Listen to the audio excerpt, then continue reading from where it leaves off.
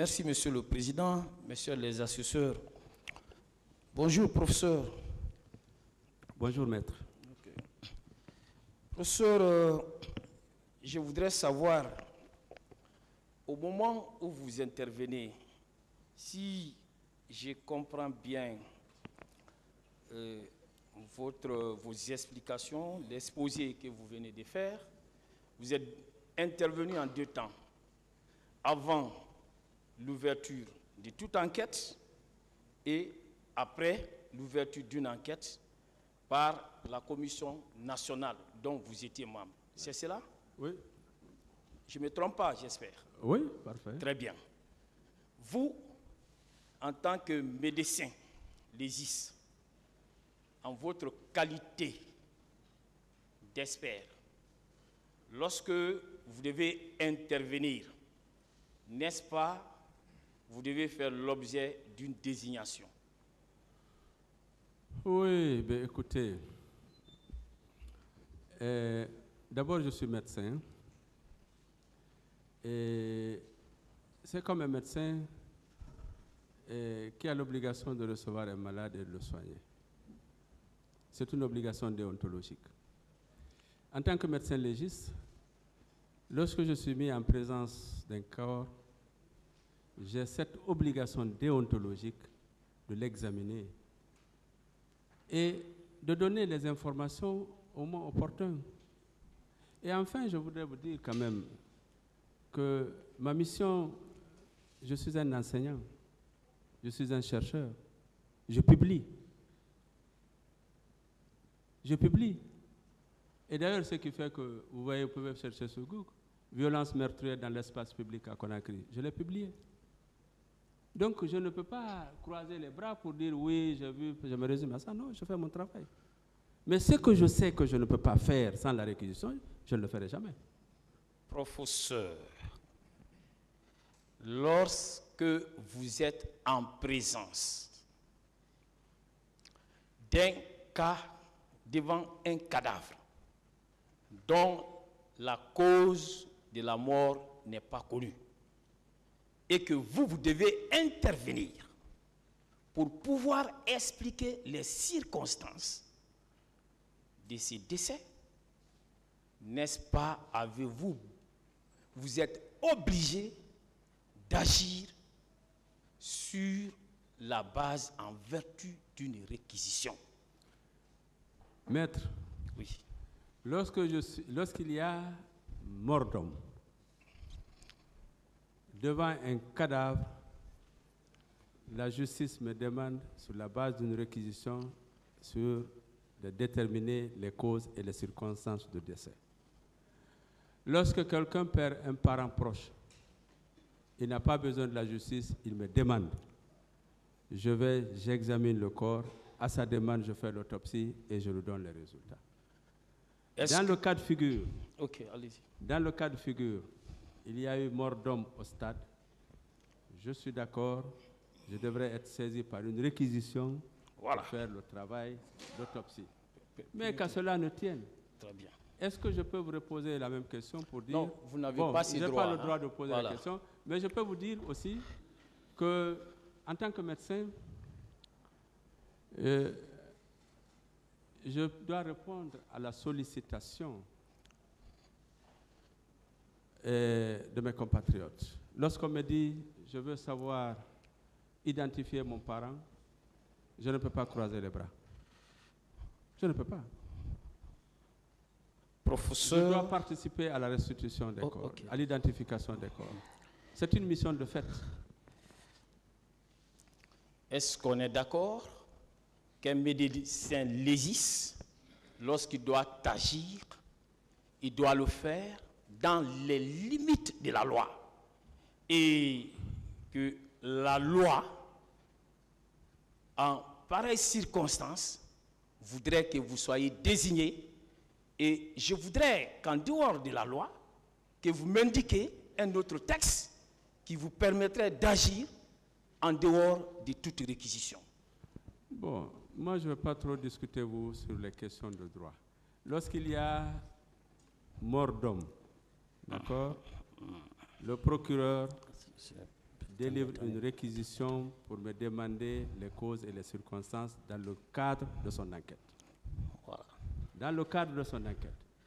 Lorsqu'il y a mort d'homme, en dehors d'un espace public, en dehors, parce que simplement c'est une famille, le procureur n'a rien à voir, je suis sollicité par une tierce personne pour le faire. Bon, sa question est précise. Voilà. Donc, En l'espèce, est-ce que vous devriez agir sans les réquisitions du procureur? Voilà.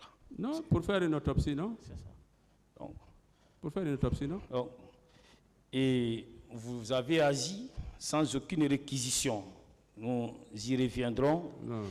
Et c'était pas normal, professeur. Non, mais je ne suis pas d'accord. Hein. Et vous avez aussi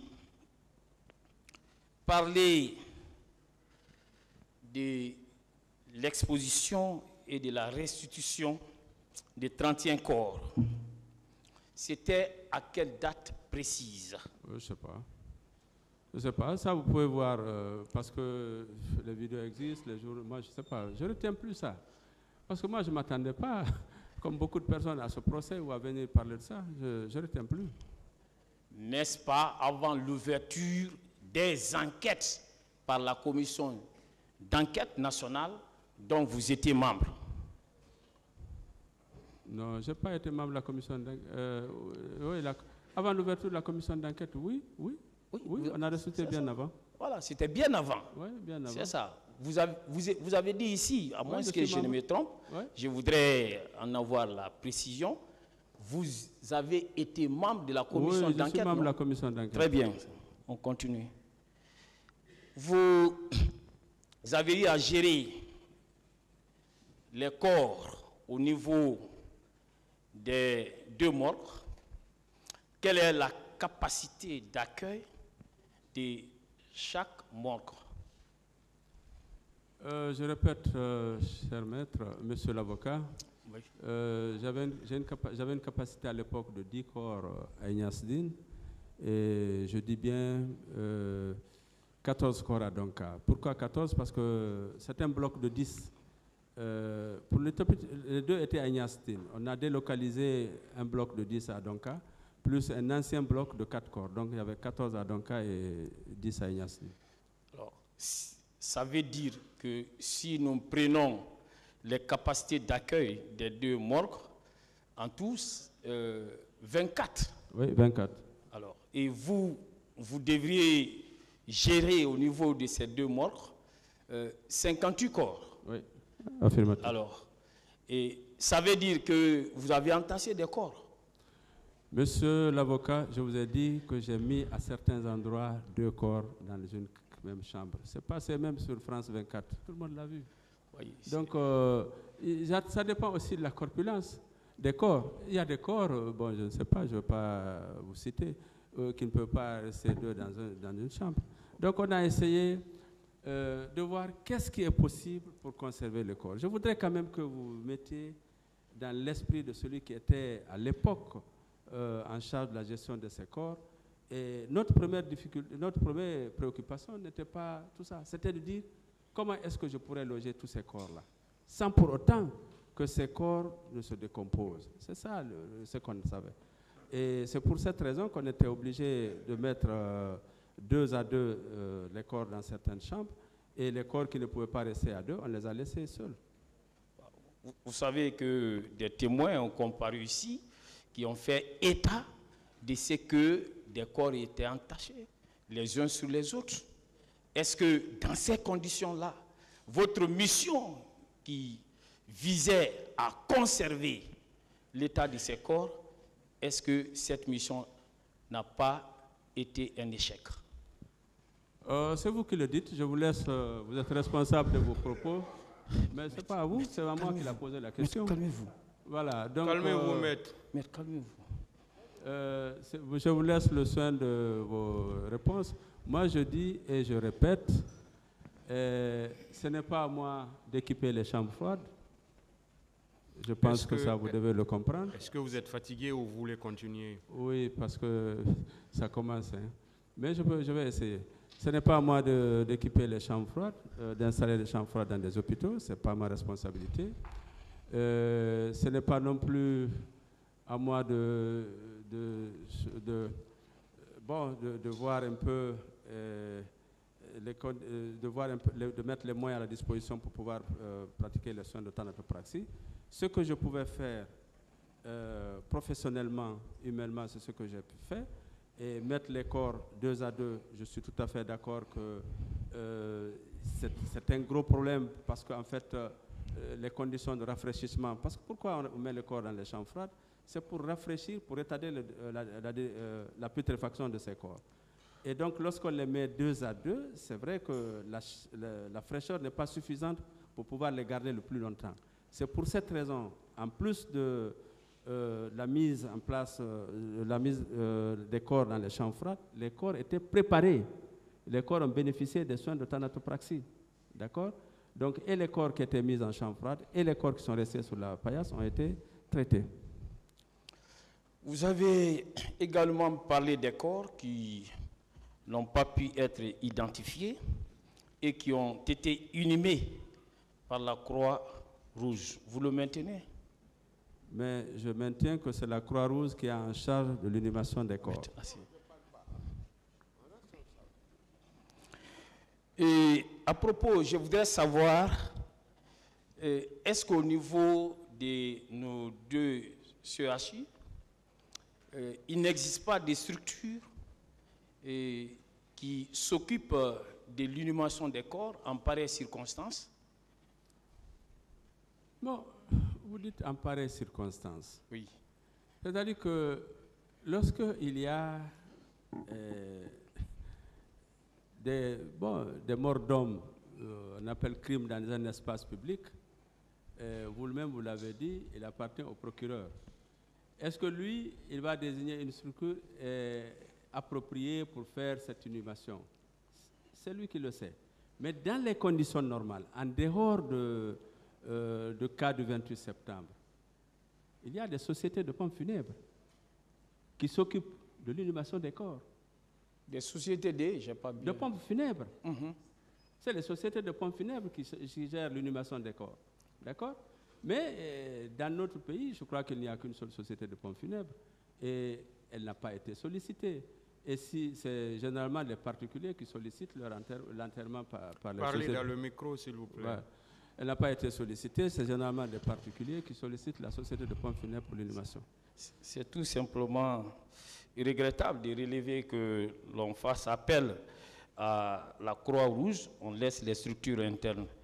Je vais continuer. Je peux m'asseoir? Vous avez le choix, oui. Je vous l'avais dit dès au début. Réajustez les micros, s'il vous plaît.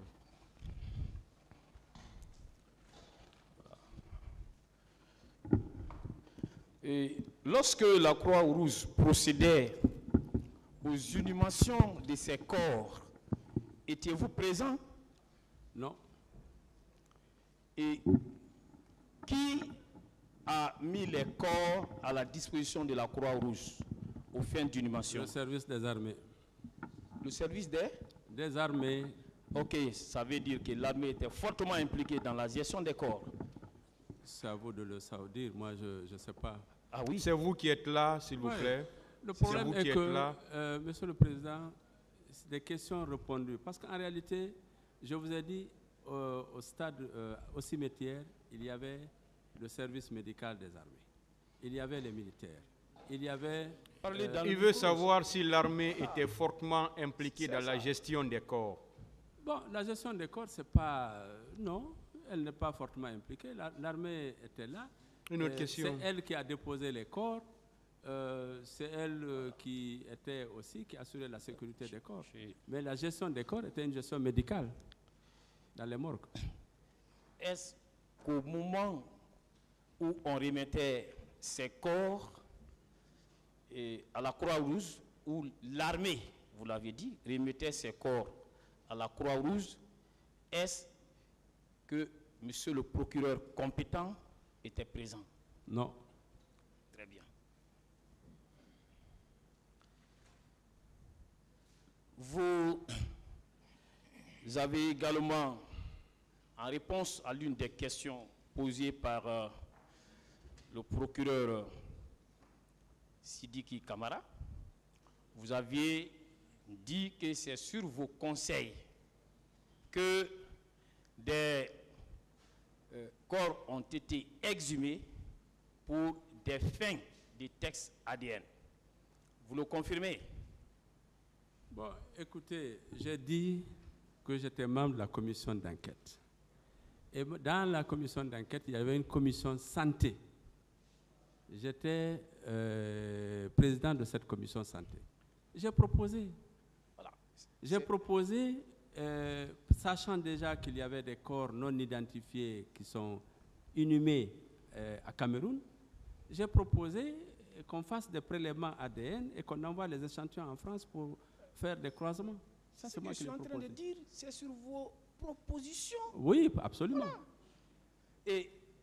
Et lorsque vos propositions ont été acceptées, vous avez mis à contribution votre équipe. Absolument. Voilà. Et votre équipe a procédé à des prélèvements. Tout à fait. Alors, et ça, c'était à un moment où déjà les enquêtes étaient ouvertes, oui ou non?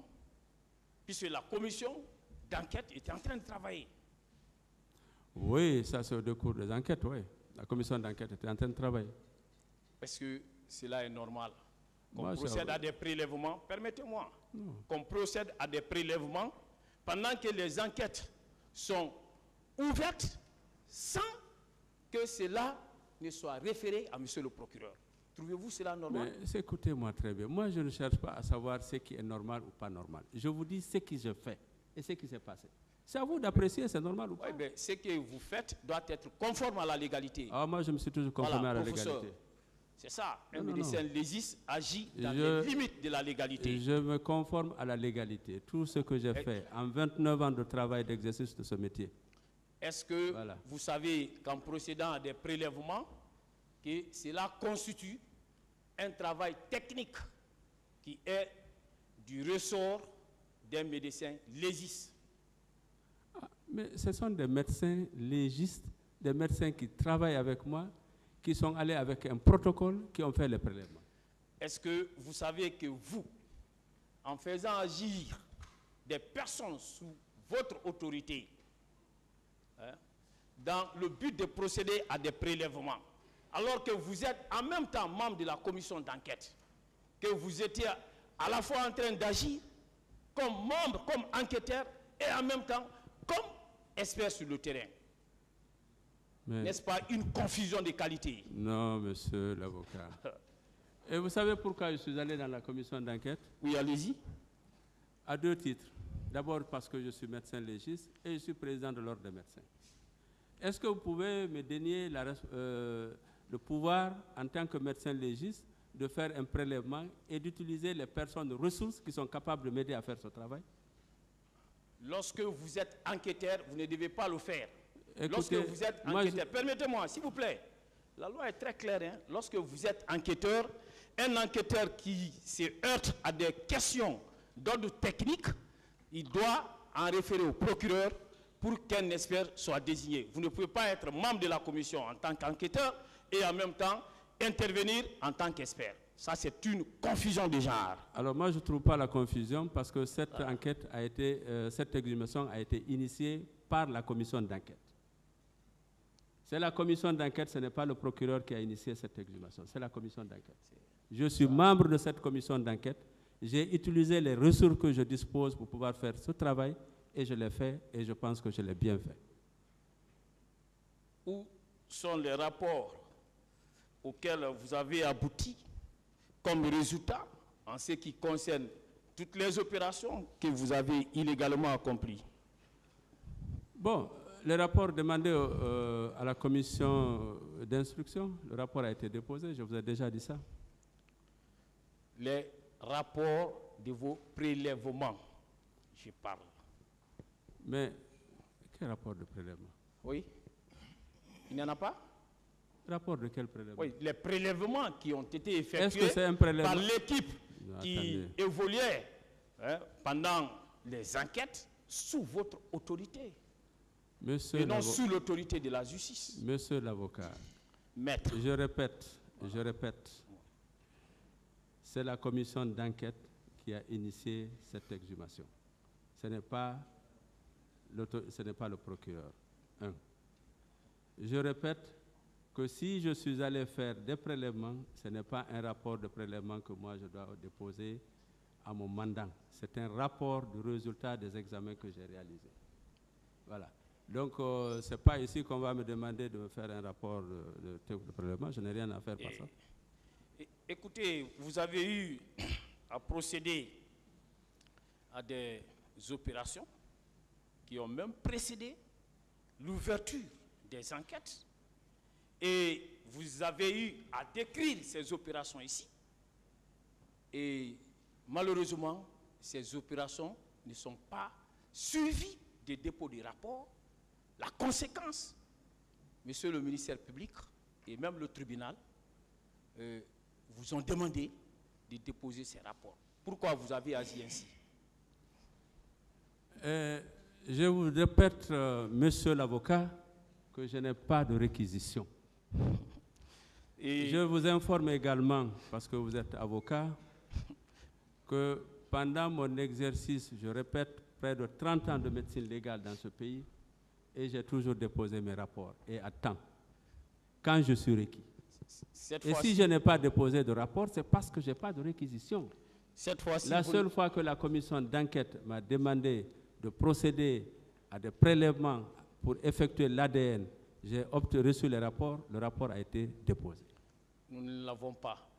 Là, vous voyez, vous n'avez déposé ni des rapports avant l'ouverture des enquêtes, vous n'avez déposé des rapports après l'ouverture des enquêtes.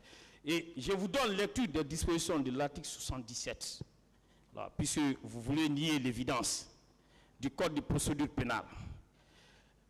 S'il y a lieu de procéder à des constatations ou à des examens techniques ou scientifiques, l'officier de police judiciaire a recours à toute personne qualifiée, sauf si elles sont inscrites sur une liste prévue à l'article 260, les personnes ainsi appelées prêtent par écrit serment d'apporter leur concours à la justice en leur conscience et en leur honneur. Les personnes désignées pour procéder aux examens techniques ou scientifiques peuvent procéder à l'ouverture des scellés. Vous voyez, lorsqu'une question d'ordre technique se pose à un OPJ, à une juridiction, et qu'il s'agit d'une juridiction d'instruction ou d'une juridiction de jugement, alors ces autorités-là peuvent désigner un expert. C'est cet expert-là qui procède. Et malheureusement, vous n'avez pas été réquisitionné. Je me demande à quoi les rapports que vous entendez déposer vont servir. Voilà. Encore une fois, monsieur l'avocat, vous faites une confusion. Cette expertise n'a pas été demandée par le parquet. Elle n'a pas été demandée par un juge. Elle a été demandée par une commission d'enquête qui a été mise en place pour la circonstance. Si je devrais déposer un rapport, et d'ailleurs c'est ce que j'ai fait, je dois déposer le rapport à la commission d'enquête. À la commission d'enquête. C'est à la commission, je vais finir. Oui, parce que vous ramenez tout en droit. Moi, je peux vous ramener sur le code de déontologie, qui me dit qu'obligatoirement, j'ai l'obligation. Non, même si vous êtes avocat. Des textes de loi. Voilà, parler de textes de loi, mais tout n'est pas droit pénal. Si. Parce que non, ne mettez pas tout ça dans le cadre de droit pénal. On est dans la procédure pénale. Non. Alors moi, je vous oppose le droit de la déontologie médicale. Quelle disposition? Sortez-moi. Moi, je ne regarde pas de vos dispositions. Tout médecin a l'obligation de répondre à sollicitation de ses malades. Donc, dans le cas précis, j'étais dans l'obligation d'examiner et de procéder à l'identification des corps. C'est non discutable. C'est la déontologie médicale. Maintenant, vos dispositions de loi pénale, gardez-les. Moi, je vous dis en plus, au niveau de la commission d'enquête, ce n'est pas le tribunal qui nous a requis, c'est la commission d'enquête. Et le rapport que j'ai envoyé de Paris, je l'ai envoyé à la commission d'enquête. Et c'est le rapport-là qui a été déposé à la commission d'instruction du tribunal. Donc, vous n'amenez pas tout au tribunal, au procureur et tout ça. Vous savez que lorsque vous agissez en tant que professionnel, on vous demande d'agir par rapport à un cas de mort. Lorsqu'il est question de déterminer la cause de ces cas de mort, vous devez avoir à l'esprit que vous devez agir conformément aux dispositions du Code de procédure pénale. Il n'y a aucune autre disposition palliative en la matière. Et vous ne l'avez pas fait, il faut le reconnaître au moins. Merci, Monsieur le Président, j'en ai terminé avec lui. Il n'a rien. Donc, je compatis à sa douleur.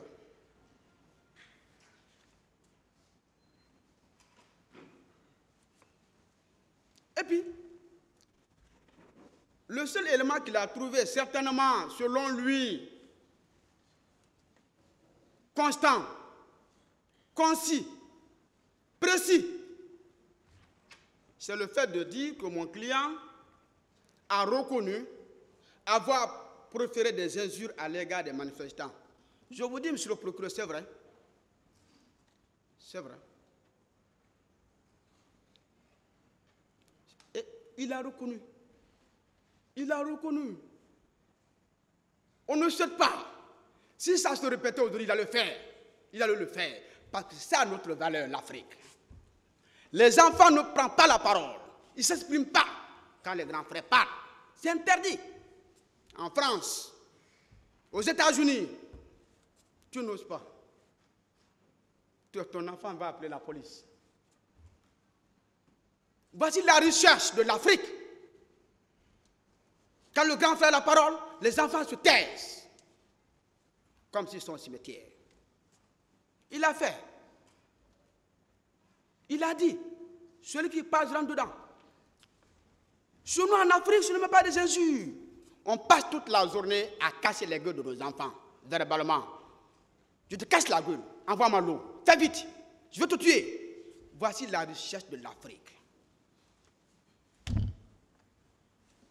Nous devons en être heureux, fiers.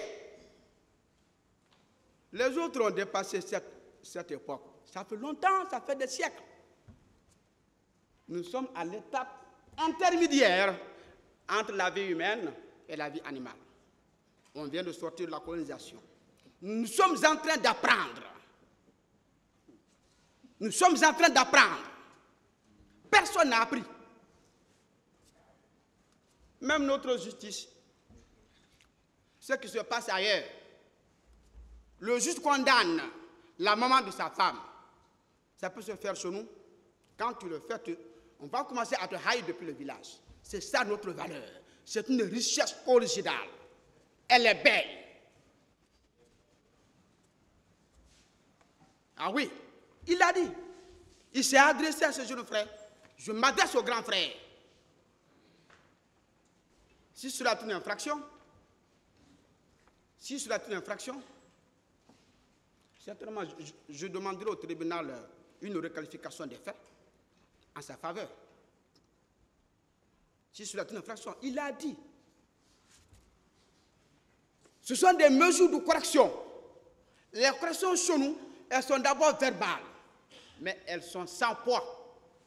Elles sont sans poids.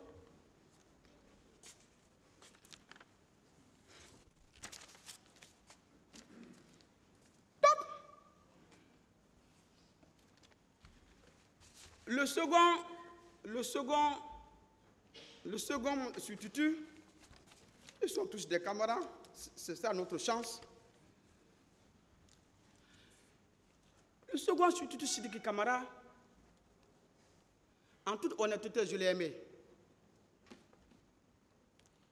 Parce qu'il s'exprimait avec larmes.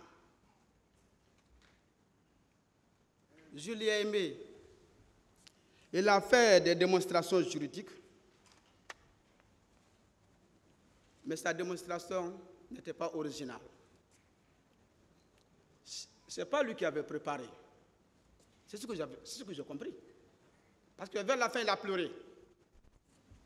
Et quand il a pleuré,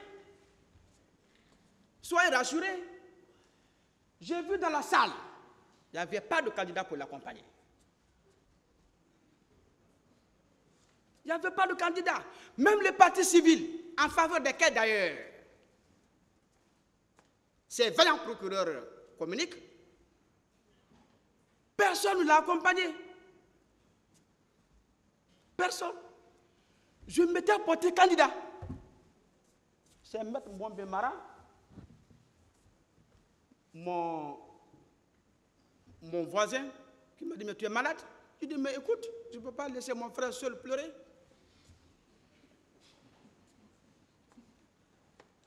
Mais j'ai renoncé à ma candidature, Monsieur le Président, lorsqu'il a dit que la personne pour laquelle il pleurait n'avait pas comparu devant votre tribunal. Moi, je suis pénaliste. Non. C'est une personne que lui seul maîtrise. Ça signifie que c'est lui seul qui doit pleurer. J'ai renoncé à ma candidature. Au point de vue juridique,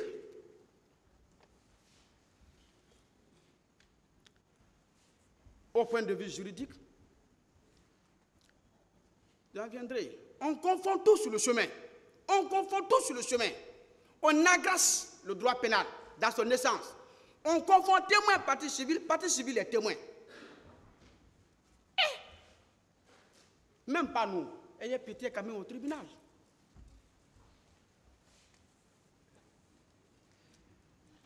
Il affirme, j'aurais compris, si cette affirmation venait de la partie civile, il affirme 156 personnes tuées. J'aurais compris si un citoyen lambda l'avait dit. J'aurais compris si un avocat civil l'avait dit. Mais pas un parquetier. Pas un parquetier. Parce que, même si vous donnez au parquet 10 ans pour prouver le chiffre, il ne prouvera pas. C'est pourquoi le parquetier ne doit pas faire des affirmations.